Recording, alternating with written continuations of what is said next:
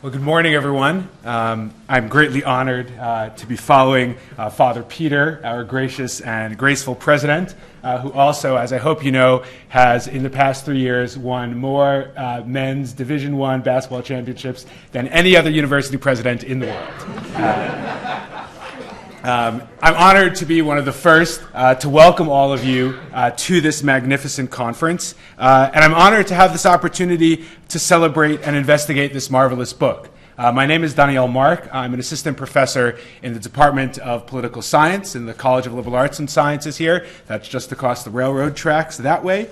And like Chaim, I sit in two worlds, the Jewish world, the academic world, and hopefully that's perhaps part of the reason why I have the great privilege of doing this job right here. I see Chaim actually more at shul than at school, more at synagogue than here, railroad tracks again. But I do know him to be a fine scholar and a fine teacher, but I also know him to be a great friend. He's a role model in how he brings Judaism to the academy, a role model in how he brings the academy and academic thinking to the Jewish community, but he is also deeply humane, kind, and generous, a fine human being, in addition to a fine teacher and scholar. And he's done a great service. He has spent years, in fact, bringing Jewish law to the legal academy with more consistency and clarity than most. And this is the culmination, a jumping off point as well, but a culmination of many years of thinking and working and writing. I'm going to start from the outside in. You just heard from Father Peter that this conference is structured to take an inside-out approach. But I'll say a word. Chaim's given me the opportunity to say a word about the book, the conference, and then the panel we have here in particular. In my own view, Judaism, more than any other religion, or Jews more than any other people, have looked at the core of the religious project as a legal project.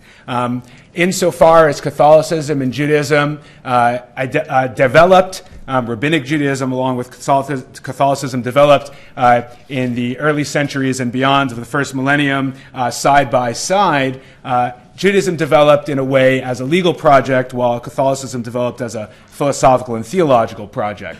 I think both of these have advantages and disadvantages, but particularly today we're going to hear about what this means for the totality of Jewish experience, of Jewish life, and it is profound. And this is what Chaim tries to capture in the book, the way that the Jewish way of thinking about law becomes a Jewish way of thinking about life, because of the way in which law is life, or slightly more modestly, the way in which law so closely and carefully structures life in Judaism.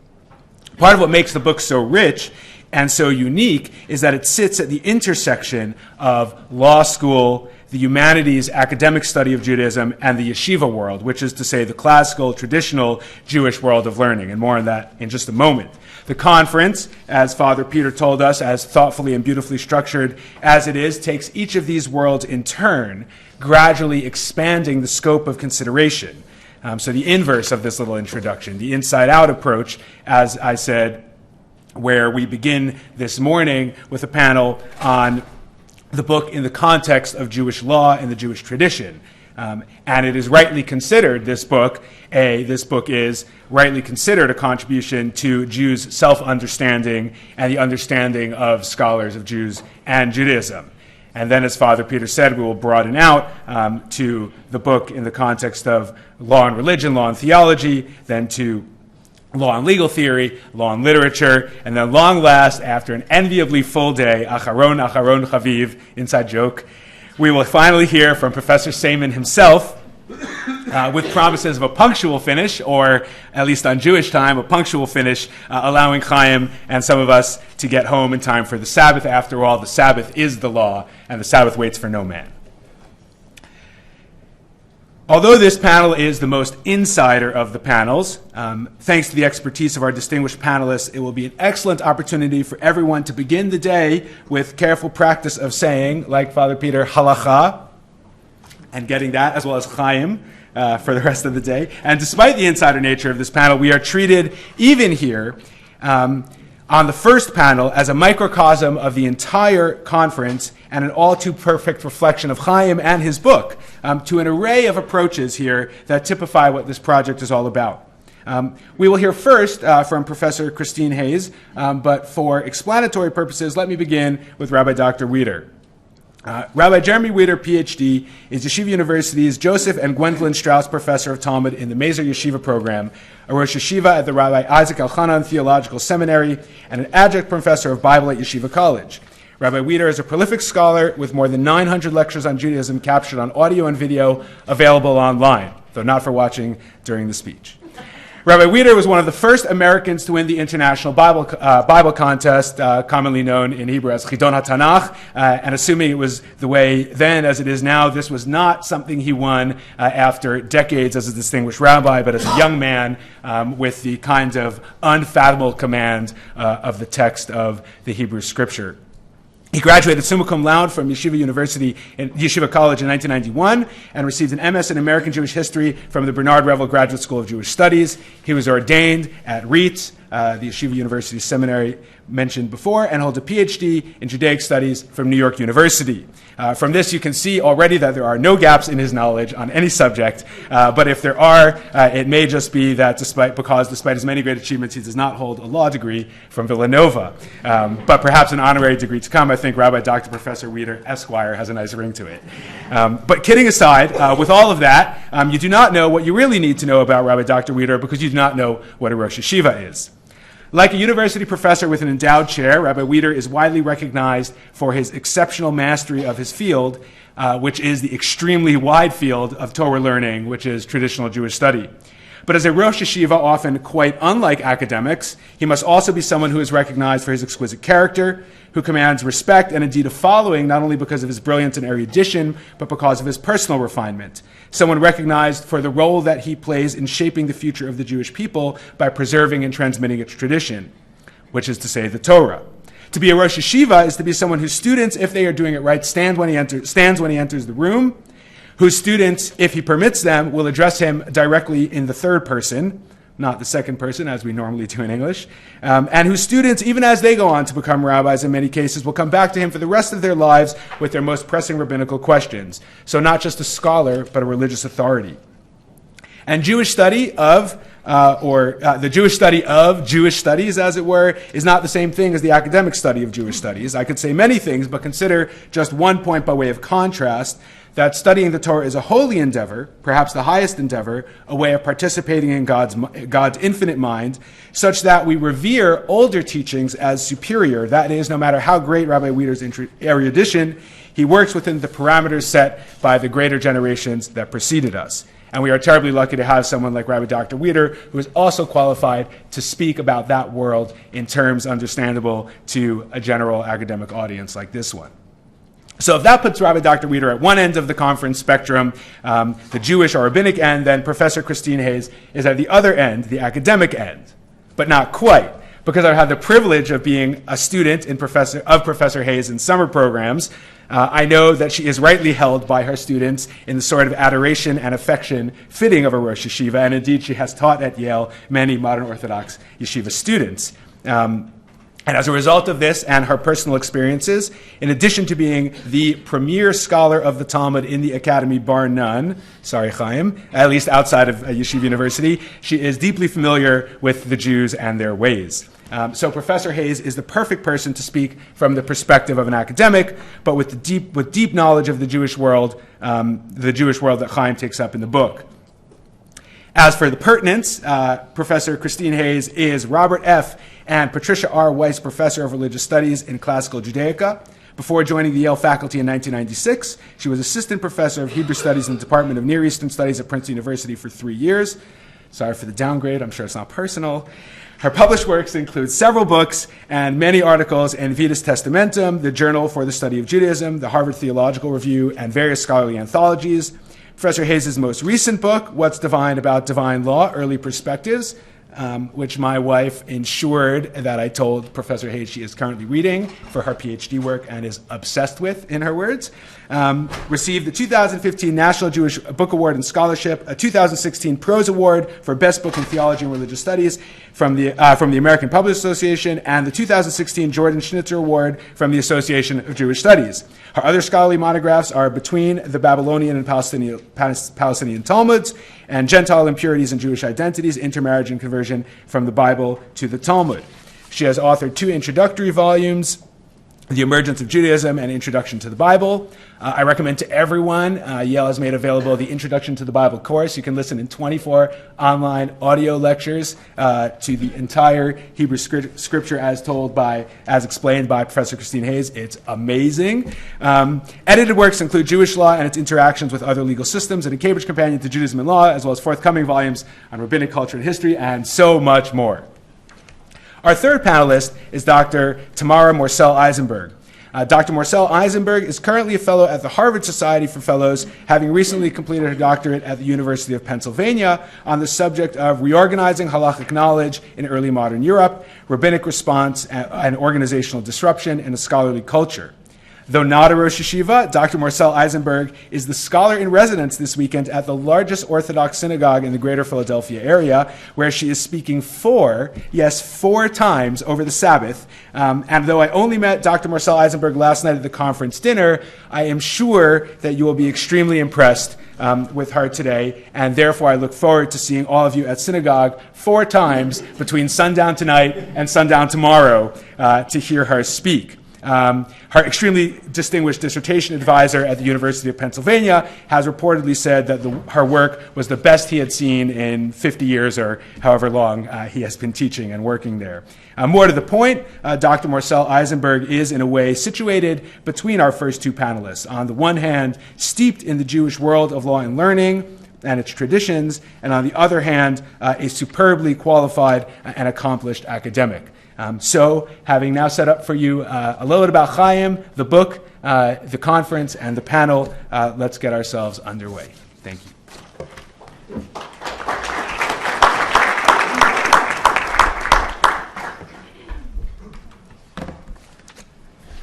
Thank you very much, Daniel, and thank you very much to all of the Villanova faculty and staff and students who have assisted all of us so far. Especially, I want to thank Tim Wiano for all of his help, and also Mary Ellen Sachoy for sponsoring this wonderful event.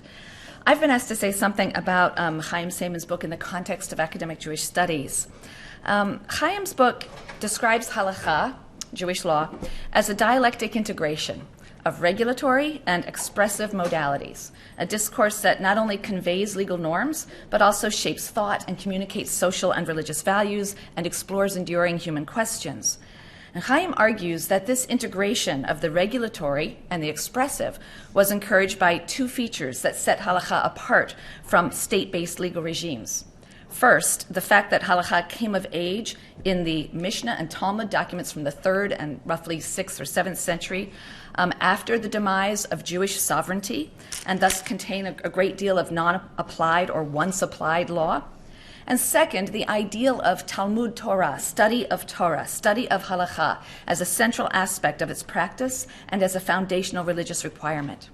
So the integration of the regulatory and the expressive explains this mix of genres in Jewish law. Halacha and what's called agada, non-legal material in the Talmud. Also the curious turn in the Talmud's dialogue, the rabbinic emphasis on study for its own sake, devotion to the painstaking elaboration of even defunct or non-applied law. The subsequent chapters, after Chaim lays out that polarity, the subsequent chapters present a phenomenological study of Halaqa as the playing out of the tension between these 2 poles. It's illustrated with wonderful examples from late ancient to modern times. And Chaim locates various scholars or schools or communities or literary works on this continuum between those who hold that Halaqa is to be applied and those who hold that Halaqa is a discourse to be studied. Although, to correct myself, I don't want to make it sound as if there are people standing in each of those camps. Each person inhabits both camps, but they might tend more towards one than the other. right? But no one would ever completely isolate these. These chapters show that even after the close of the Talmud in the 7th century, as things move towards Halaqa as law, as more regulatory, there is always the pull of Halaqa as Torah, as study, that continues in all of these later iterations. And so he writes, whether the Talmud or the codes, the codification of Jewish law that happens at multiple points in the Middle Ages, the commentaries on the law, or the responses to legal questions put to rabbinic authorities. In all of these literary genres, the result is substantially the same. Halaqa is concurrently a system of governing rules and practices, a forum for legal analysis, a platform of religious expression, and an object of devotional study. And then in a final chapter, Chaim argues that the core features he has traced make Halaqa ill-suited to serve as the legal system of a modern state. State laws are ideally flat, unambiguous, static, and predictable, but the Talmud and the religious calling of Talmud Torah study favor dynamic legal argument, literary nuance, and cultural exploration over black-letter rules. Halaqa contains many hyperbolic statements one wouldn't want to realize literally, and linguistic imprecision that can be dangerous if it's treated as black-letter law, as well as aspirational rulings or statements that cannot be enforced. It also, oddly, places limits on its own operation so as to almost be disabled as a system of governance. But then, conversely, it fails to rein in what Chaim refers to as sub-halacha, practices and customs adopted by the people and applied as time and opportunity required. Chaim sketches briefly the proper role of halacha in a Jewish state by contrasting it to its improper role. He says, when halachic authority is an artifact of state law rather than an autonomous cultural norm, the result is inevitably frustration and disenchantment on all sides, a brute mechanism of state power. Words that might have been uttered by Moses Mendelssohn or even Baruch Spinoza.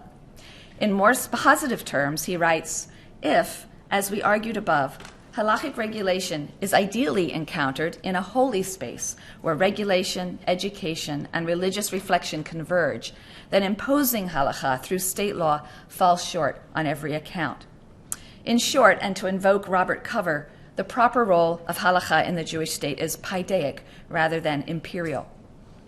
Now, Chaim differentiates his work from the study of Talmud in academic circles, and I have to say that's a distinction that sometimes fails me. I don't entirely recognize Daniel's characterization of these things as so distinct. But academic studies of the halacha are, in Chaim's words, committed to a historical or a still-shot approach that understands each iteration of the law in its historical context. By contrast, the study of Jewish law by lawyers, which is often labeled by some as constructive or even dogmatic, a dogmatic approach, approaches Jewish law as a legal system structured by various propositions and analytical principles. It's true that Chaim approaches the halacha as a system and seeks to unveil its most fundamental idea, hence the title, the rabbinic idea of law. But I think he underestimates the extent to which his study is similar to recent work in academic Jewish studies. Increasingly, scholars of Talmud and Jewish law are charting a path between historicism and dogmatism, and producing works of intellectual history that assume conceptual coherence and development and chart the development of some aspect or element of the halacha, if not large portions of it. Chaim's narrative of the very idea of law in rabbinic culture will be a welcome addition to the library of any Jewish studies academic.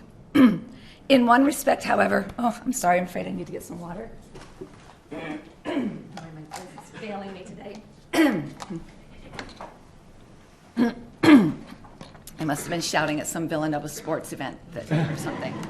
I'm not sure which one you referred to before. That's why I said sports event. I don't remember what this basketball or football or tennis or something else. I forget. Not good with sports. But in one respect, however, Chaim's work differs from similar studies. Chaim's is an almost entirely immanent account that privileges an unfolding inner logic when explaining or charting the development of the law. Now, while it's true that certain characteristic features or qualities inherent in halacha are engines of halacha's story, it is also true that no legal system develops in historical isolation, The story of any legal system's development is a mix of inherent principles, doctrines, and ideas and structures that unfold naturally, and contingent historical factors and interactions that exert pressure on or shape the path of its development.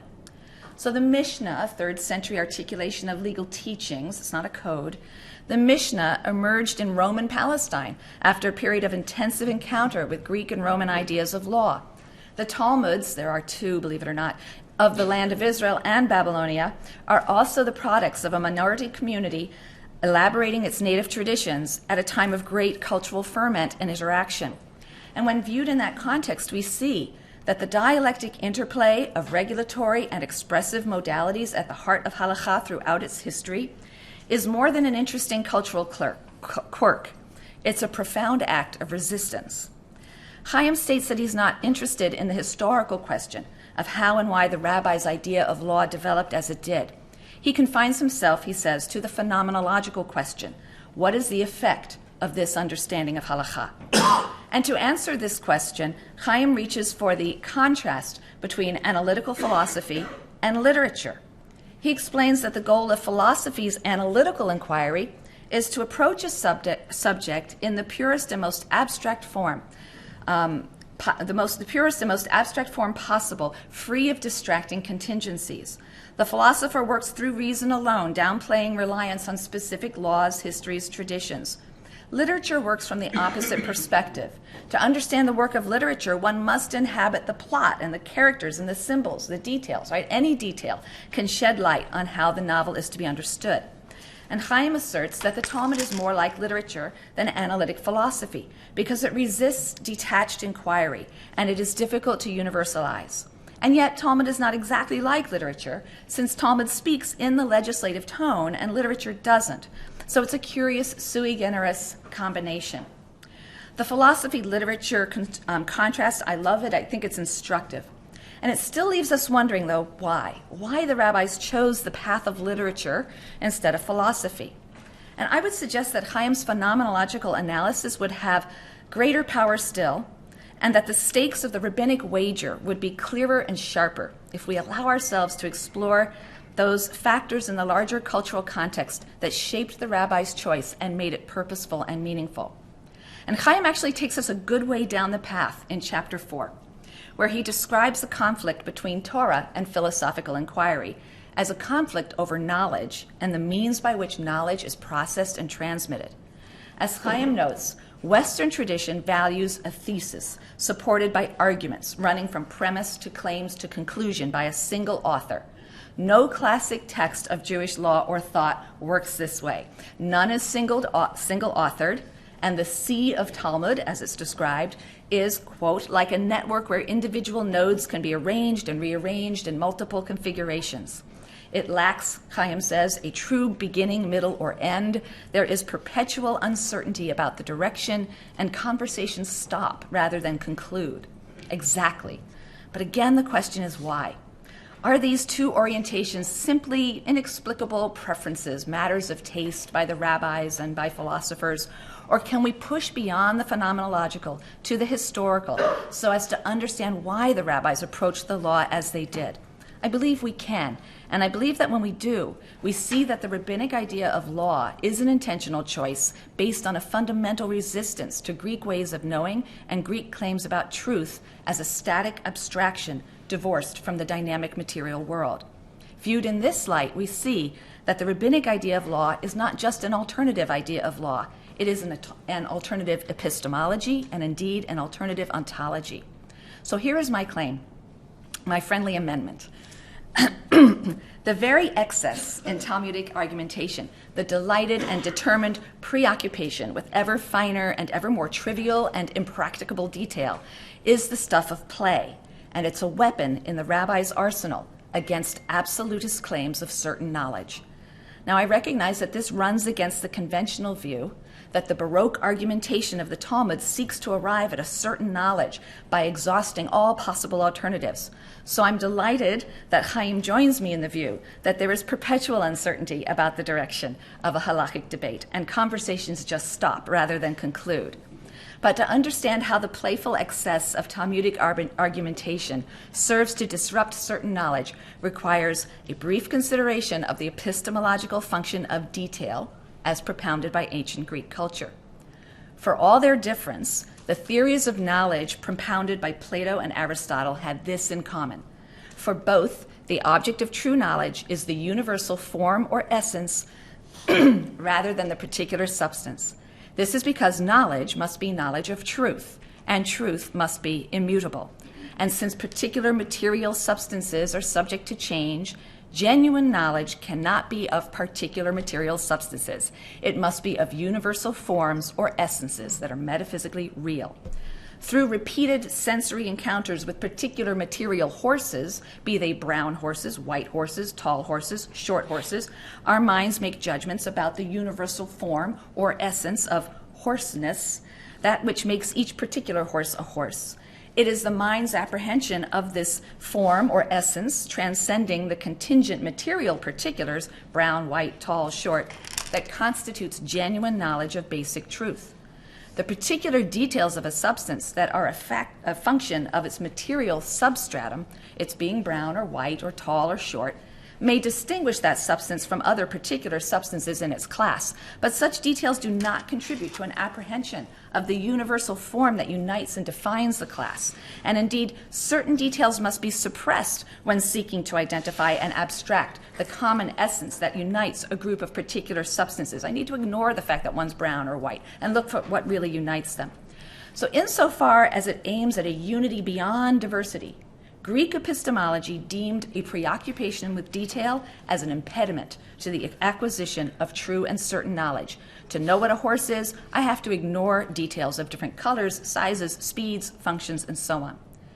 Ancient Greek theories of knowledge, focusing on the relation of the particular to the universal, the detail to the whole, shed light on the epistemological revolution posed by the Talmudic sugya, or argumentation. And this is my claim. If Greek epistemology sought to stabilize knowledge and achieve certainty through abstraction from detail, Talmudic epistemology sought to destabilize knowledge and undermine certainty through distraction with detail. The scholarly consensus is that the Talmud's excessive argumentation is designed to bring more certainty. I disagree, and on my reading of Chaim's book, I think he does too. The plethora of detail and the argumentative meanderings are designed to bring less certainty, and I submit that they do so quite pointedly and intentionally. The Talmud's potentially endless scholasticism is an intentional reminder that law is infinite because it can never consider every last possible case, condition, or variable detail, and so we must never claim final certainty. The work is never done. The Halaqa's refusal in so many instances to arrive at a single definitive answer may be seen as a resistance to epistemological certainty and static absolutes in the name of the dynamic, the particular, the situational, the relational. So Halaqa is not the mirror of a fixed transcendent reality. Its categories do not point beyond themselves to a static, abstract truth. On the contrary, the play of halachic argumentation, for all its analytical conceptualization, points towards and remains anchored in the ever-shifting details of this world, with its creditors and debtors, its pots and pans, as the only reality. Halacha requires an existential commitment to the dynamic and world-sustaining contestation of all static absolutes. I'm reminded of John Carse's description of finite and infinite games, and I observe that the Talmud is best understood as the latter, an infinite game. I'll quote from John Carse. A finite game is played for the purpose of winning, an infinite game for the purpose of continuing play. The rules of a finite game are the contractual terms by which the players can agree on who has won. The rules of an infinite game change during the course of play to prevent anyone from winning the game and to bring as many persons as possible into the play. To be serious is to press for a specified conclusion. To be playful is to allow for possibility, whatever the cost to oneself. If the rabbi's commitment to excessive detail arises from and is a sign of their resistance to epistemological certainty and static absolutes in the name of the dynamic, the particular, the situational, the relational, then the story of Halacha is not one of steady dialectical unfolding. The story of Halaqa suffers a serious disruption when we reach the Brisker Yeshiva described in chapter 12 of Chaim's book. And this is why pressing beyond the phenomenological to the historical is so important. Once we understand that the rabbinic idea of law is resistance to a static conception of an abstract truth that transcends the human and material world, then the Brisker conception of Halaqa emerges as a radical deviation from the Halaqa story. Rabbi Joseph Soloveitchik, who articulates the method and philosophical underpinnings of the Brisker school, makes this clear. He conceives of Halaqa as a transcendent and abstract reality that stands outside of time and history. As Chaim notes in chapter 12, Soloveitchik analogizes the halachist, the Jewish legal thinker, to the mathematician or physicist, because the propositions of Halaqa are true, regardless of the actual physical existence of the things they organize and govern. Soloveitchik eulogizes Halaqa as, quote, the blueprint for creation, an ideal construction, quote, that lasts forever. Chaim notes, and I quote, the idea that Halaqa predates creation means that its rules are hardwired into the fabric of the universe. The Halaqa that God studies with the angels in heaven consists of objective principles beyond the reach of humans. So it's true, insofar as the Brisker school invests considerable effort in discerning the principles that animate the Halaqa's internal structure, it can be seen as just another instance of the pull away from the pole of Halaqa as law towards the pole of Halaqa as Torah, yes.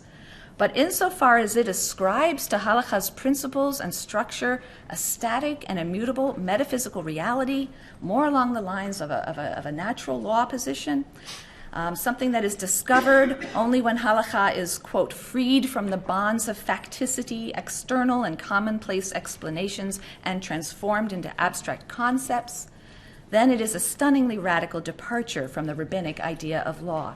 According to the rabbinic idea of law, Halaqa is from heaven, but no longer in heaven. It is a divine gift that is far from static, but dynamically shaped and formed by humans in each waking moment.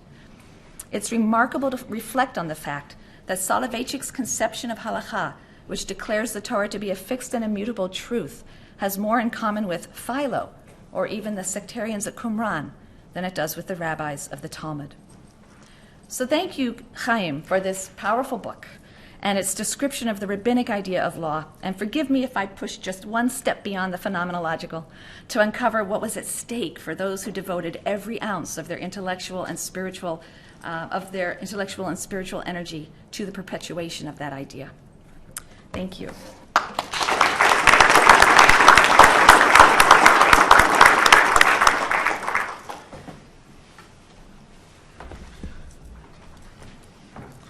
Thank you, Professor Hayes, for that very illuminating presentation.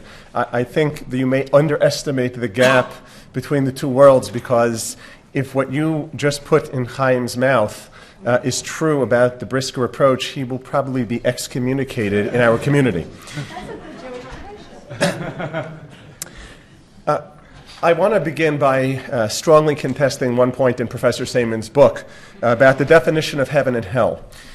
We actually have a tradition. He describes certain things in the book, but we have a tradition that heaven and hell are actually the same place. Heaven and hell consists of, I think it's God, delivering a lecture in Talmud.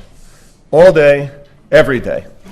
If you were a good Jew in your lifetime, and you enjoyed studying the Talmud, and you mastered it, so you study it for eternity, and that is heaven.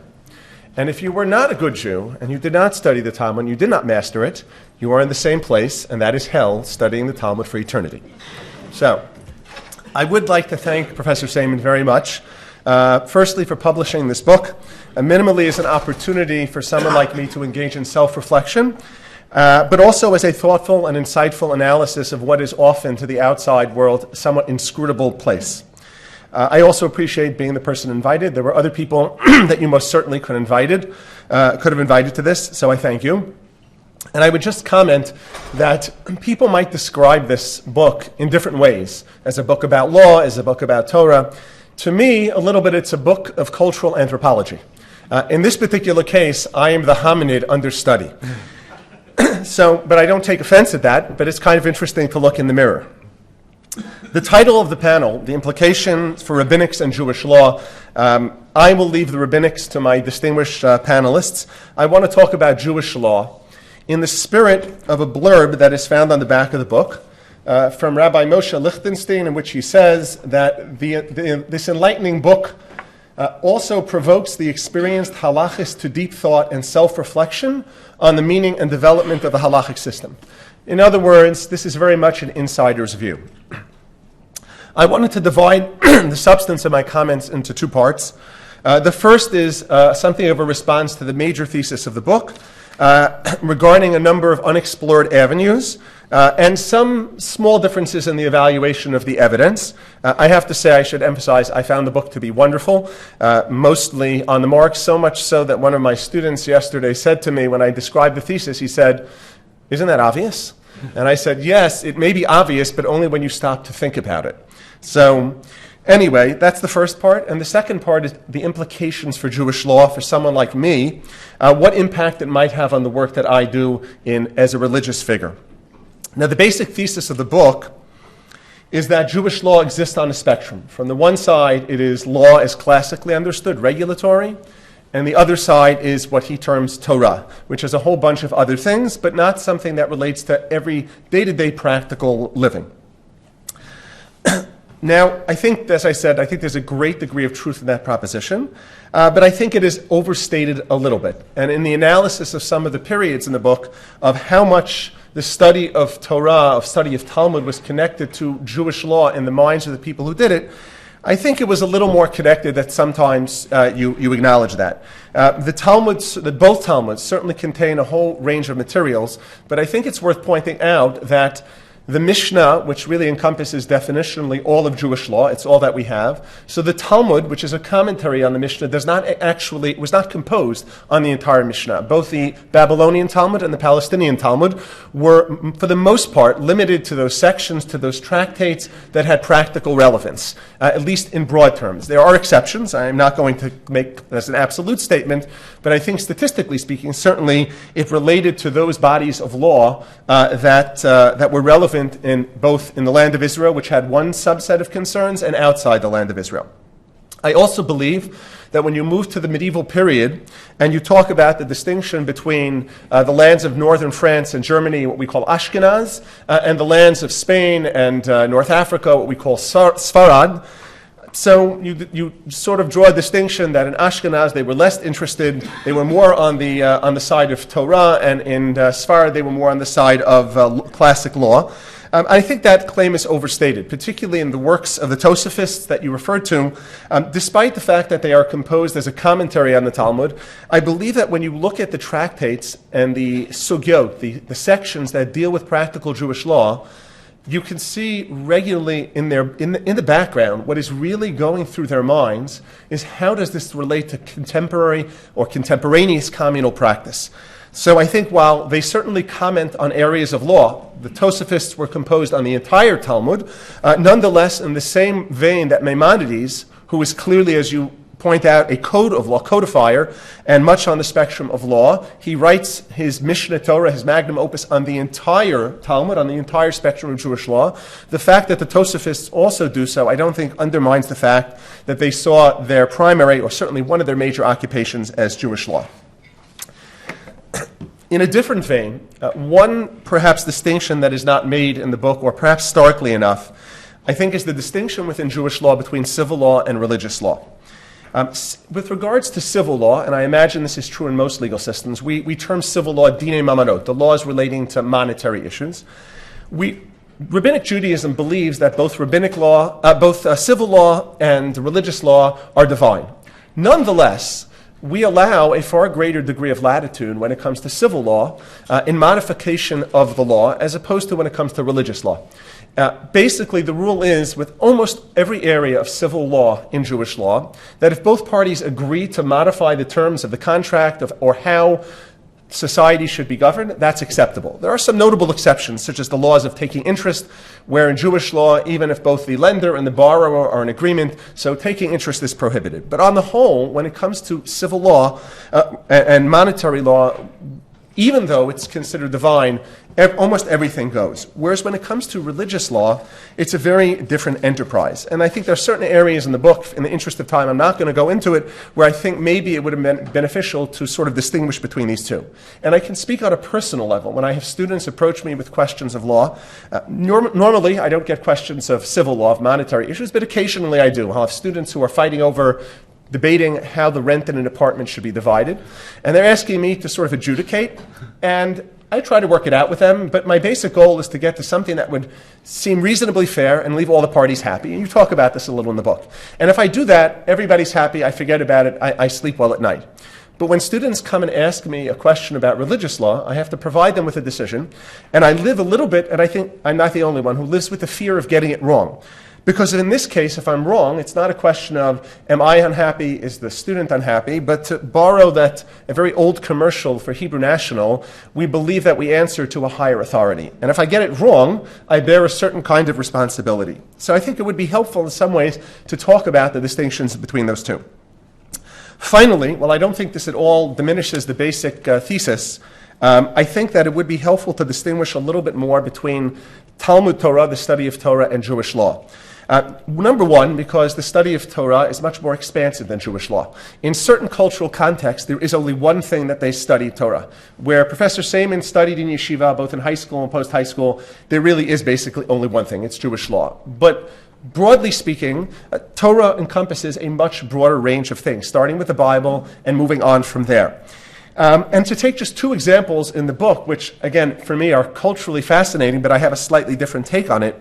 Number one is the practice of what's called the Daf Yomi, that Professor Seaman refers to, which is the people who gather every day to study a page of the Talmud. They'll be making the next conclusion, the next siyum will be January 1st, 2020, I believe at MetLife Stadium. And it is an amazing observation of those who said that one day the stadiums would be filled with people teaching Torah. I love that.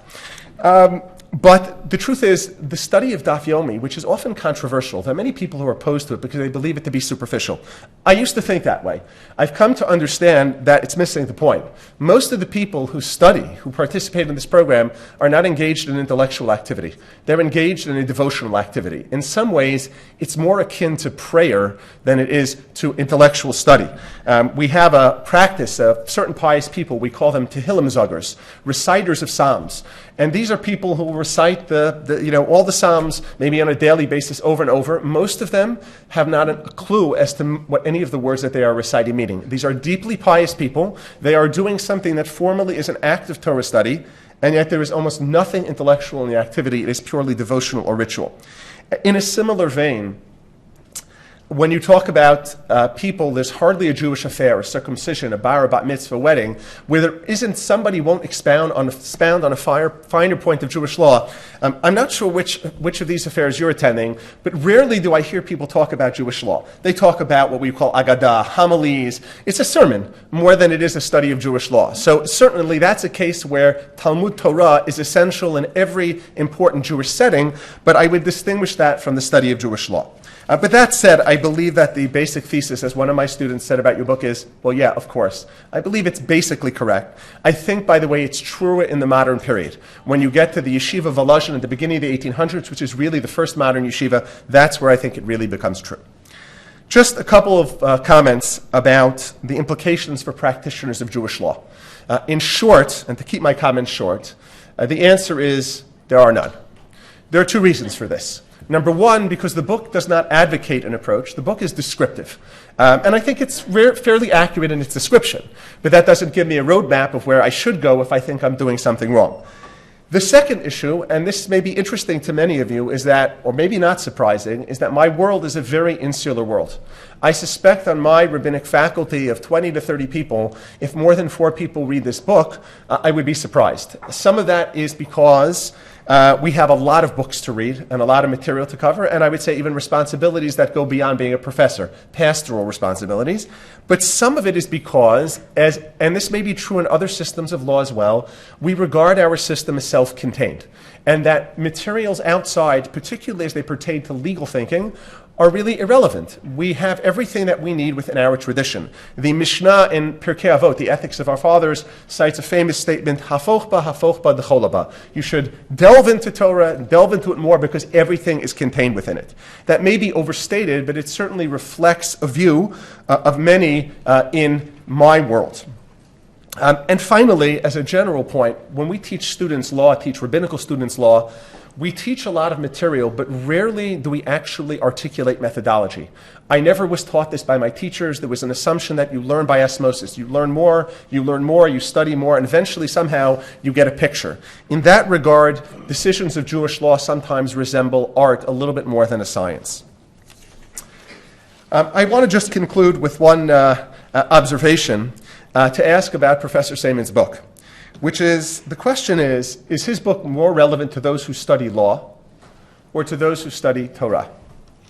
We are standing here at a distinguished law school with many, many distinguished professors of law, studying, reading this book and discussing it, which certainly talks about the pole of law. But if you go up I-95 about 100 miles to Washington Heights, the Yeshiva University where I teach, so there is, right now going on these weeks, is something called the YU Svarim sale. It's put on by the students where they are selling Svarim, traditional Jewish books. There are some academic Jewish studies books, but most of the room is filled with books of Torah. On one table in that room is a stack of Professor Seiman's books. By the way, if you were wondering, Chaim, they ordered 45. So far, 20. My inside sources told me 28 have been sold. They're ordering more. Don't worry. But it's fascinating because on the one hand, we are standing here reading this book in the context of law, but many of my students, even if not my colleagues, and many people in my community are sitting, studying it really from the vantage point of people who are engaged in the study of Torah. So if in the rabbinic tradition, Halaqa has managed to bridge these two worlds, so has your book. Congratulations.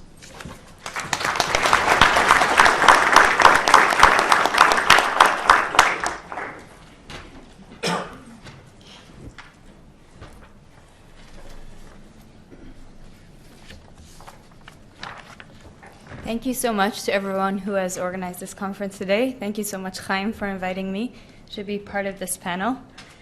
So I'd like to say a couple of words about the book generally, and then think about what the implications might be of the work for the history of Jewish law, or the history of Halaqa. So Chaim modestly classifies his book as a kind of an introduction of Halaqa for law students or for people outside of the world of Halaqa. Now, while he does introduce key ideas about Halaqa in a highly accessible manner, the book is doing a lot more. It has its very own point of view on what Halaqa is and makes distinct statements about its nature. Moreover, although the book denies being historical, there are some important insights in the book for historians of Jewish law. So, as you already have heard until now, so I'll keep this a little bit shorter, Chaim presents a model of Jewish law as a kind of continuum. Right? There's a spectrum somewhere between two poles. One is more regulatory, the other pole is more social, theological, cultural, some sort of ethical, more general role of Halaqa as what he calls Halaqa as Torah. And Halaqa itself is the process sort of hovering between those two poles. And this reiterates itself also within every pole of the book, so of every pole of the spectrum. So for instance, Halaqa as law has this regulatory law pole on the one hand, as exemplified by applied Halaqa, but it also there has a more theoretical pole. For example, the fact that a lot of Halaqa discussion deals with laws that are no longer applicable or that are purely theoretical. So even within that sort of more theoretical pole of Halaqa, you have a legal and a theoretical part, and within the legal part, you have both. He shows, for example, that many real halachic rules, in a sense, were never enforced, and many of the rules that were on the ground actually enforced are not really halacha. They're what he calls sub-halacha, so sort of rabbinic decrees and decisions that are not really part of halacha. And these two poles don't only reiterate within the legal side, they also reiterate within the realm of halacha as Torah. Right? Halacha is this more general thing. So, for example, the more story-like portions, or the more less legal portions of the Talmud, known as Agadah, Chaim explains, also have very important implications for the legal type of halacha. Right, so in one place, for example, he explains very beautifully how these very specific decisions of when the Shema prayer should be said suddenly start talking about what happens in the heavenly realms at different times of the day, and it's discussing at the same time when you should say the Shema prayer, but also the phenomenology of night, or what it means to accept God's dominion. So these things happen in a way at the same time. And right, the halachic rules convey the inner content of the commanded act as well. But there's even more. Even a halacha as theology reading of a halachic argument, so you're dealing with a theological reading of a legal argument coming, in this case, from an agadic interpretation. So it's taking a story, reading it in a sense legally with legal implications. And the example that Chaim brings there is from Rabbi Soloveitchik, who does so in a genre called a drasha, which is not a legal genre. So you really see that in every pole itself you have those two poles as well. And this dynamic of revealing a regulation and a Torah pole within every instance of halacha, and once again within every pole itself, continues when Chaim goes through the various post-Talmudic genres of halachic text. The most law-like types of works, halachic codifications, are revealed to have Torah-like aspects, these more general, moral, ethical, philosophical considerations. And commentaries and other works based on those codes shift the emphasis of the codes back into this more general study. These types of commentaries, in turn, also have some examples that will be more concerned with regulation, and other examples that are more concerned with these general questions. This constant reiteration of the halacha as law and halacha as Torah pole within every pole, it's almost, I mean, we talk a lot here about these poles and a spectrum and dialectical, but it's almost like fractals. Right? Within every particle, you'll have the same thing happening over and over again. And that teeters precariously close to the edge of just collapsing both categories into each other at some point. And then you start thinking, well, if it's all the same thing, then what is happening here?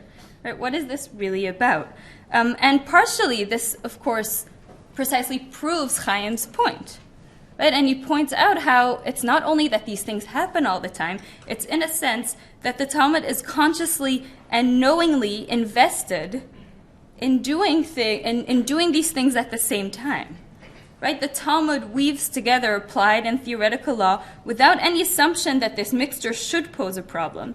And in Chaim's words, by constantly mixing, matching, and moving around halacha's meanings, the Talmud signals that, from its perspective, these distinctions are not very significant. At one point, he paraphrases Marshall McLuhan saying, right, the medium is the message, right, which in halacha is, in a sense, it's not just that halacha is both the medium and the message, is that the message is that they are both. However, when overemphasized, this move risks calling into question the very need for the very serious and very successful effort that Chaim is making throughout the book. Right? If we define these two types of halacha as in fact meant to be one, as in fact being one, and this is the definition, say, part 1 of the book, then what is the point of then painstakingly pointing out how this happens every single time? Let me provide an example from a field that I work in a lot, which is the history of responsa, so these rabbinical responses to questions posed to them. Chaim explains that in responsa, the ethos of the Talmud and the ideal of Talmud Torah are so powerfully enmeshed in the rabbinic consciousness that it can be hard, even in the responsa literature, and this is emphasis is there, right? Even in the responsa, to pinpoint the frequently shifting rulings, Talmudic analysis, and rabbinic study and speculation. Right? So he's saying that even in the responsa, sometimes you don't find the regulation there, even though it's supposed to be this genre that does regulation. So as a historian of responsa, who would look at a responsa and say, wait, what's going on here? And then I look at Chaim's definition. In a way, if you've already defined halacha as sort of doing both, it's sort of not surprising anymore. Right? So my question is, right, once you define that halacha really does both all the time, and not only that it, goes from the one to the other, but in a sense that they are one, right? Then what is the point of then going through all these literatures and showing how they do it? And I think here is where history comes in, and I'll get back to that. So one of the ideas I thought first when reading the book is, well, his point is to give an introduction, but also to set straight some misconceptions that people might have about halacha. And early on in the book, Jesus makes an appearance, right? And this idea of this critique that halacha is busy with all these trivial things and all these small, unimportant regulations and doesn't deal with the bigger issues. And in many ways, Chaim sets the record straight by showing that, in fact, it is dealing with the bigger issues. So that was my first thought, saying, okay, so this is an introduction to halacha that also corrects some misconceptions, showing that halacha is not only about legalisms, but really that discussions, as he puts it beautifully in one place, about bread can end up being about theology. At one point he writes, Jesus misses a crucial point. Precisely because halacha loomed so large in the rabbinical consciousness, it became the medium through which the rabbis did in fact engage weightier matters of law. Now, one of the risks in this, of course, is that if you point out that all these discussions that seem to be about the trivial things and bread and pots and pans are really about theology, you're in a way conceding the point that the redeeming value of halacha is the fact that really it's dealing with theology, which I don't think is what the book is doing, mainly because it wouldn't explain the main question then, which is, well, then why do they do it using these legal terms? I can think of better ways to talk about theology than pots and pans. And this is, I think, where Chaim's work is really doing more. And in some places, I think, he's both overstating the certainty of the point he's making, or like the obviousness of the point, and understating the amount of intellectual work that he's actively carrying out throughout the work. Right, so he brings all these instances of halachic discussions, and then at first glance these seem entirely occupied with legal minutiae, and then Chaim very beautifully teases out the more spiritual significance beneath the surface. But at some points I think he makes it seem as if it's so obvious and it's right there in the text. But he's carrying out some interpretative work there. For example, this is, to my view, both the best and also, in a sense, the most meta example of what he's doing. So at one point, Chaim interprets an opinion about a rebellious city. And he writes that one opinion that says this rebellious city will never come into being, as opposed to the idea that it did actually exist, he sees this as, in fact, not just about those laws of a rebellious town, but, and now I'm quoting Chaim, a core question of halachic theory. What needs to be understood is that these core questions of halachic theory are themselves addressed through technical halachic rules. Right? The way he describes it, and this is Chaim again, the debates are plainly not about the historical record of whether this rebellious town did or didn't exist, but about the nature of halacha itself. I am not sure in what sense these different opinions of the sages discussed would agree that their debate is plainly about the nature of halacha himself. They are occupied with their discussion about the rebellious town. They don't formulate it that way. By not making this explicit as an interpretative move, several important insights are lost. One of these is that although Chaim claims that his book is not historical, it is in fact highly historical in many ways. He writes that the specific persons or historical examples in the book were chosen to show how the concepts of halacha as Torah and halacha as regulation played out at critical junctions in the development of halachic thought. In another place he writes, the goal is not to unearth the history of halacha, but to offer a constructive account of the interpretative and conceptual practices presented within it. Well, maybe Chaim has a different view or a more limited view of what historians do, but this is in fact precisely what historians do on many levels, to look how these things are played out. Right? Chaim's not giving us some sort of theoretical definition of what halacha is. In many ways it's a definition of what Jews did with halacha, right? How they developed it. And it is there that I think a great contribution for a historical study of halacha is. One of the great examples where he does this is, for example, where he discusses the brisk movement, which has been mentioned in the past, right? Where, in a sense, there's this, of course these two poles exist, but it's structured in a way that in a sense, the reality comes from within the Halaqa, which at the same time is completely disinterested in the actual reality of the world outside. So showing exactly how this happens, right, how different Jewish subcultures throughout history work with these different poles is incredibly interesting. Lastly, I think in many ways, Chaim's project in itself is a kind of a brisker move, a product of what may be the closest to a contemporary American adaptation of brisk interpretations for questions of Jewish legal theory, and it's a figure also makes frequent appearances in the book, namely Rabbi J.B. Soloveitchik. In Rabbi Soloveitchik's famous Lonely Man of Faith, which is an interpretation, he uses an interpretation of the book of Genesis, and he shows two different, in a sense, poles of it, explaining it, insisting that the real explanation of the book of Genesis lies in the dialectic between the two. And in many ways, I think Chaim is doing something similar here, and I think that goes back to that question of that almost fractal reiteration of every pole of it's Torah, but it's legal too, but it's legal and it's Torah too. This refusal to give up on the dialectic is, in a sense, really what Chaim is trying to say about Jewish law. And I think this is, in a sense, his real response to the misconception of Jewish law, that it is only busy with these minutiae. It's not saying, oh no, the redeeming value of Halaqa is that really it's busy with theology. No, the redeeming value of Halaqa is in not wanting to give up on that dialectic, of never letting it go, never resting at any of the poles.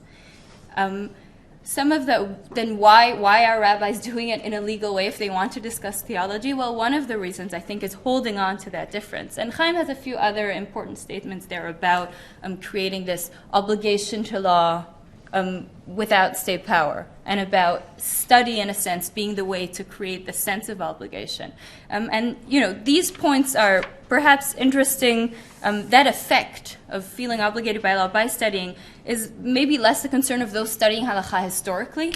I think it's very interesting for people interested in the religious phenomenon in that sense. But in insisting on constantly prying apart the different poles and then sort of collapsing them again, the project of the book is in many ways opposed to this thesis, right? It's showing how, in fact, it's both, but in fact, it's the same. But for the academic study of Halaqa, understanding how this dialectic is constructed and maintained in varying times, and I think that's where the history comes in, how different cultures do it differently, how brisk will do it differently than another culture, is extremely important and can help very much as a kind of framing perspective for the historian seeking to understand the phenomenon of Jewish law. Thank you.